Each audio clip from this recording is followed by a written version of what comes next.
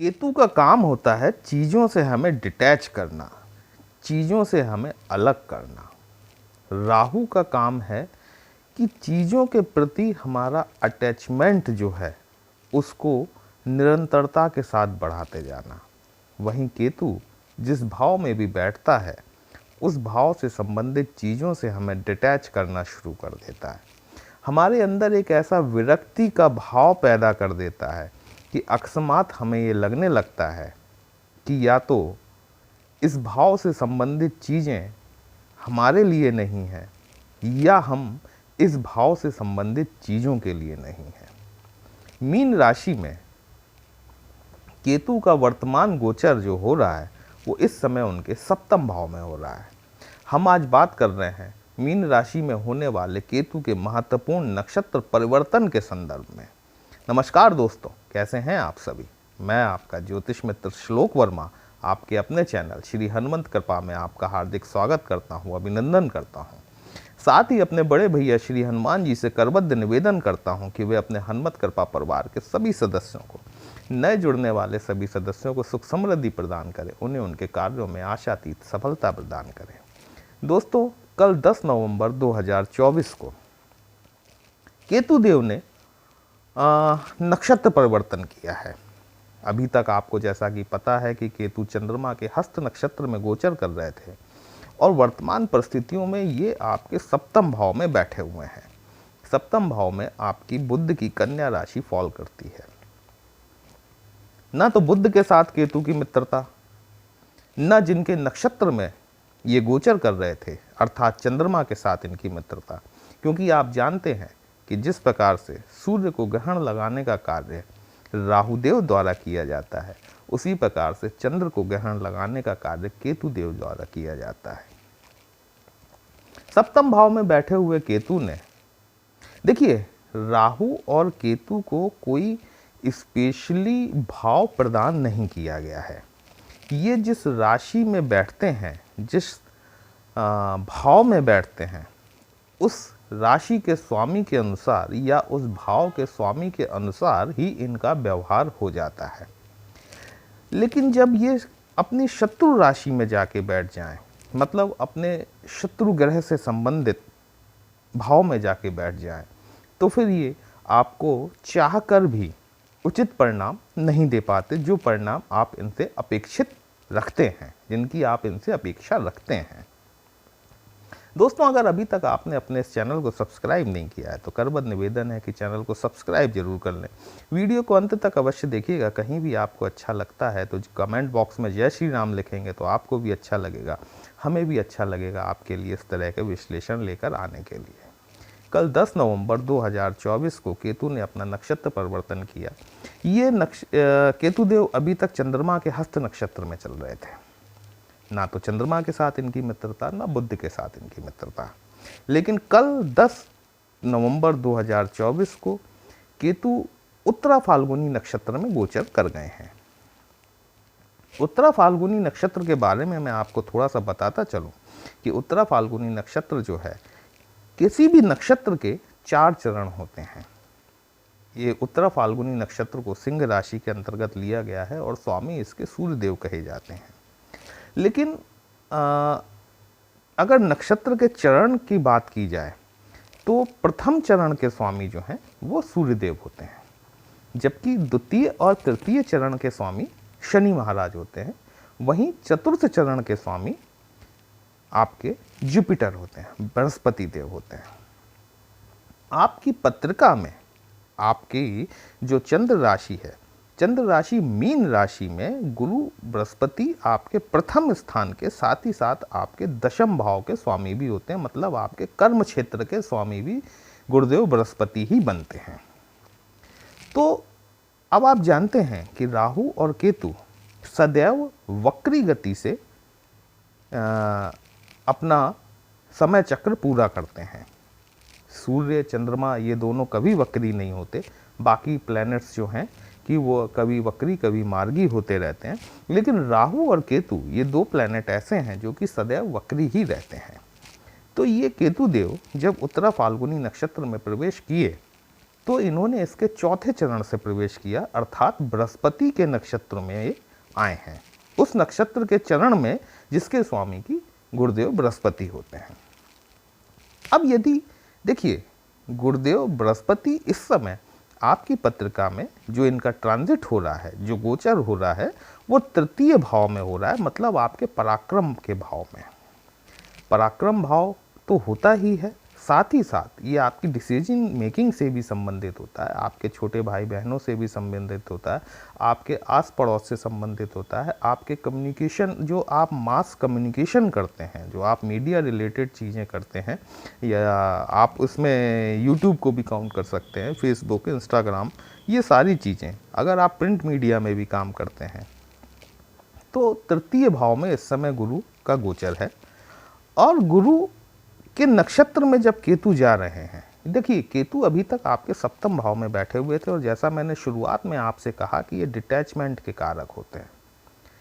केतु को समझना उतना ही मुश्किल है जितना कि ये समझ पाना कि हमारे पैरों के नीचे क्या है, क्योंकि हमारे पैरों के नीचे जो ज़मीन है, उस ज़मीन के अंदर क्या क्या है हम अनुमान नहीं लगा सकते जब तक कि हम उसको जानने का प्रयास ना करें। ठीक इसी प्रकार से केतु है, हमारे पैरों के नीचे जो भी स्पेस है ना, जो भी धरातल है, वो सब केतु के अंतर्गत आता है। हमारे सिर के ऊपर का जो पार्ट है वो सब राहु के अंतर्गत आता है, और पैरों के नीचे जो भी कुछ है वो सब केतु के अंतर्गत आता है। अर्थात जितनी भी रहस्यमयी चीज़ें हैं, हमारे तंत्र मंत्र साधनाओं से संबंधित, हमारे ज्योतिष से संबंधित, अकल से संबंधित, हमारे जितनी भी माइनिंग्स हैं, जो भी हमारे उत्खनन हैं, चाहे वो पेट्रोल से रिलेटेड हो, चाहे आप डायमंड ज्वेल, मतलब आप जो भी जेम्स की बात करें, चाहे आप गोल्ड माइनिंग की बात करें, चाहे सिल्वर, जो भी कुछ है वो सब ज़मीन के नीचे है। और वो ज़मीन के नीचे जो कुछ होता है वो सब कुछ केतु के अंतर्गत आता है। केतु हमारा भूतकाल होता है दोस्तों। ये जो मैं आपसे बोल रहा हूँ ना, ये जो शब्द मेरे मुंह से निकल रहे हैं, ये मेरे लिए मेरा केतु बनते जा रहे हैं। राहु जो है आपका भविष्य हो सकता है, राहु आपका वर्तमान हो सकता है, लेकिन केतु गारंटीड आपका पास्ट होता है। केतु को आपके ग्रैंडफादर से भी रिलेट करके देखा जाता है। ग्रैंडफादर, मैटरनल ग्रैंडफादर, मतलब आपके नाना, आपकी माँ के पिताजी से रिलेट करके भी केतु को देखा जाता है। तो केतु जैसा प्लैनेट, जब इतना रहस्यमय प्लैनेट ये है, और केतु को गुरु का चेला भी कहा जाता है, ठीक है। लाल किताब ये कहती है कि जब केतु और गुरु का संबंध बनता है, भले वह नक्षत्रों में बने या दृष्टि संबंध बने या भाव संबंध बने, तो वहाँ पर एक ध्वजा योग का निर्माण होता है। ध्वजा यानी कि हमारी सफलता की सूचक ध्वजा। लाल किताब में इसका एक उपाय भी है। कहते हैं कि जिसका केतु खराब है उसे अपने घर पे तिकोना झंडा लगाना चाहिए, ट्रायंगल का। केतु को ट्रायंगल का निशान दिया गया है।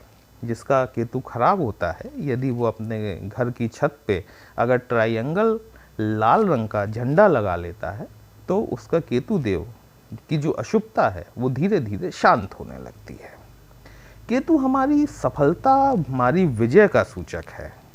आपने देखा होगा कई जो अपने आप मतलब कहना चाहिए कि हमारे राजनयिक हैं, या फिर हमारे उच्चाधिकारी हैं, या अन्य कोई ऐसे व्यक्ति जिनकी की गाड़ी पे झंडा लगा रहता है, चाहे वो उनकी पार्टी का झंडा हो, चाहे सरकार का झंडा हो, ये कहीं ना कहीं झंडा उनकी सफलता का सूचक है। तो केतु जब देने पर आता है तो ये आपको इतना दे देता है जो आपकी परिकल्पना से परे हो सकता है। केतु जब देने आता है तो ये राहु को भी पीछे छोड़ देता है, शनि को भी पीछे छोड़ देता है। जरूरत होती है तो सिर्फ केतु के फक्कड़पन को अपनाने की। मैंने आपसे शुरुआत में कहा कि केतु डिटैचमेंट का कारक है। आप कभी प्रयोग तो करके देखिए। आप जिस चीज़ के पीछे बहुत ज़्यादा परेशान हैं, आप 45 दिन उसके बारे में सोचना छोड़ दीजिए, वो चीज़ स्वतः आपके पीछे आना शुरू हो जाएगी। आप चीज़ों से डिटैच होइए, वही चीज़ें आपको आपके सम्मुख उपस्थित होने लग जाएंगी। आपने इतने मठाधीश देखे होंगे, इतने पीठाधीश देखे होंगे, साधु संत, जो बड़े बड़े साधु संत हैं हमारे देश के, आज उनके पास में क्या नहीं है, धन दौलत हर चीज़ है उनके पास में, लेकिन उन्होंने क्या किया, वो हमारे केतु के जीते जागते प्रमाण हैं। उन्होंने क्या किया, इन चीज़ों को छोड़ दिया, इनसे वो डिटैच हो गए, और जैसे ही वो डिटैच हुए उनका केतु एक्टिव हो गया। एक्टिव होते ही केतु ने क्या किया कि उनके पास में उन सारी चीज़ों का अंबार लगा दिया जिन्हें कि उन्होंने छोड़ दिया है। ठीक है, तो यदि ये केतु आपकी पत्रिका में शुभ है, देखिए मुझे नहीं पता कि केतु की आपकी पत्रिका में, आपके चार्ट में क्या स्थिति है। यदि केतु आपकी पत्रिका में नक्षत्रों में शुभ बैठा हुआ है, भाव में शुभ बैठा हुआ है, तो ये जो केतु का उत्तरा फाल्गुनी नक्षत्र में गोचर हो रहा है और ये जो बृहस्पति के नक्षत्र में जा रहा है, तो निसंदेह तौर पर अब आपको केतु ने सप्तम भाव में बैठकर जो भी परेशानियां दी, सप्तम भाव आप जानते हैं आपके जीवन साथी से संबंधित होता है, आपके व्यवसाय, आपकी भागीदारी, पार्टनरशिप से संबंधित होता है। ठीक है, यहाँ पर केतु ने आपको चीज़ों से डिटैच किया होगा, जीवन साथी के साथ संबंधों में खटास, दरार, आपसी कड़वाहट, भागीदारों के साथ में वैमनस्यता, किसी प्रकार की व्यावसायिक समस्या का खड़ा हो जाना, व्यवसाय का अचानक चलते चलते इस पोजीशन में आ जाना कि वो मृत प्राय हो जाए। ठीक है, ये सारी चीज़ें यहाँ पर केतु ने आपको दी होंगी, यदि केतु की स्थिति आपकी पत्रिका में शुभ नहीं होगी तब। ठीक है, अब केतु जबकि गुरु के नक्षत्र में जा रहे हैं, तो गुरु आपके लग्न और 10th हाउस के स्वामी होते हैं, मतलब आपके कर्म क्षेत्र के स्वामी होते हैं। कर्म क्षेत्र में अब आपको निश्चित तौर पर विकास, उत्तरोत्तर विकास देखने को मिलेगा। देखिए कोई भी प्लैनेट जो है ना, वो तुरंत रिजल्ट नहीं दे देता, ना तो दुख जल्दी देता है, ना सुख जल्दी देता है, हर चीज़ को देने में थोड़ा टाइम तो लगता है। ठीक है, तो अगर आपको आपके कार्य क्षेत्र से संबंधित किसी प्रकार की समस्या आ रही थी, जॉब रिलेटेड कोई प्रॉब्लम आपको आ रही थी, अब वो आपको दूर होती हुई दिखाई देना शुरू हो जाएगी। केतु आपके गुरु आपके पराक्रम भाव में बैठे हुए हैं, छोटे भाई बहनों के साथ यदि संबंध खराब हो रहे थे, अब उनमें आपको जो कटुता थी वो खत्म होती हुई दिखाई देना शुरू हो जाएगी। दोस्तों, आप इस वक्त को जो है ना, ये जो ट्रांजिट का पीरियड है, इसको आप यूज़ करें, इसको आप टेक्नोलॉजिकली यूज़ करें, इसको आप सोशल मीडिया, अगर आप जो भी काम करते हैं उसे आप सोशल मीडिया प्लेटफॉर्म पर ले जाएं, आपको ज़रूर सफलता मिलेगी। गुरुदेव आपकी लग्न के भी कारक हैं। लग्न मतलब आप स्वयं, आपका व्यक्तित्व, आपका आत्मविश्वास, आपकी कैरेक्टरिस्टिक्स, इन सारी चीज़ों में एक चीज़ तो होगी, केतु देव यहाँ पर जो है ना, आपको थोड़ा सा फक्कड़ बना देंगे, लेट गो वाली स्थिति में आप आ जाएंगे। ठीक है ना, कि जो हो रहा है ना उसे होने दो, जैसा चल रहा है वैसा चलने दो, और ये चीज़ ठीक भी है। ठीक है, अगर आप जीवन में इस चीज़ को अपना लेते हैं ना, लेट गो वाली स्थिति को अपना लेते हैं, तो आप कई समस्याओं से अपने आप को छुड़ा लेते हैं, कई बंधन जो होते हैं ना, वो ऑटोमेटिकली आपसे छूटने लग जाते हैं। ठीक है, तो केतु का ये जो नक्षत्र परिवर्तन है, ये आपके लिए बहुत, मैं कहूँगा कि एक इम्पॉर्टेंट है, क्योंकि आपकी देखिए 7.5 भी चल रही है, मीन राशि वालों की 7.5 का प्रथम चरण चल रहा है अभी, और शनि मार्गी भी हुए हैं, है ना। तो यहाँ पर क्या है कि स्थितियाँ अगर आप केतु के हिसाब से चलेंगे तो चीज़ें आपको बहुत कुछ देकर जाएंगी।